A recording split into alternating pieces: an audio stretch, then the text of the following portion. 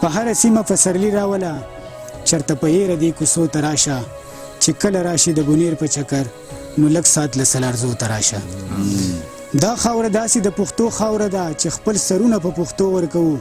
میلمه چې راشي نو د ځانه ورک شي موږ ورله وینې د زړګو ورکوو چې د پښتون پښتو غیرت وویني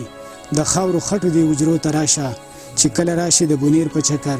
نو لږ ساعت له سلارزو ته راشه د کړاکړ نه چې راکوز شي کله د ټولو مخکې لیګاڼۍ کلی دی لږ مخکې راشه نو جوړې یادېږي ورسره خوا کې ګیراړی کلی دی هم به چړی او کاټکله وویني چرته بابا لږ دیزو ته راشه چې کله راشي د بونیر په چکر نو لږ ساعت له سلارزو ته راشه لندن پیرس په درنه هیر شي اشنا راشه زمونږ بازارګۍ وګوره خدای ګو خیران ګوته په خوله به شي ته د دې ځای یو مازدیګری وګوره او چې کله ورسې بابا سیریله اوس د بامپوخې رنګینو ته راشه چې کله راشي د بونیر په چکر نو لږ ساعت له سلارزو ته راشه بامپوخه څه به درته وستایمه څه د بلا او ملازو ډکه ده سلامدرۍ یوازې نه یادوم خره درۍ د سپرلو ډکه ده او د نیمکۍ په لنډو لارو باندې د کوهي ښکلي نظارو ته راشه چې کله راشي د بونیر په چکر نو لږ ساعت له سلارزو ته راشه د کوهي مسته یخه یخه خوا خوږه رالګي د ګرمو موسم کې ستا د قسمې خامخا به راځي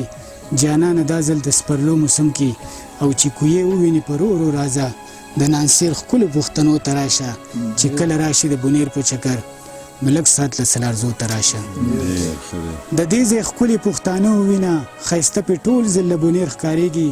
واورو له وخیجه د سکرې سر ته مخامخ ګیر چاپیر نانسیر ښکارېږي او چې سباګه مو تنګې وویني بیا د بخۍ یخو اوبو ته راشه چې کله راشي د بونیر په چکر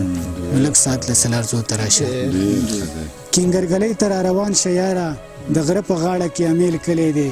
دغه د خاورو خټو خړ کورونه دا د اعظم الداد خیل کلی دی او سیل دې پوره کو ستړی شوی وی د میله ګیر چاپیر تنګو ته راشه چې کله راشي د بونیر په چکر لږ ساعت له سلارزو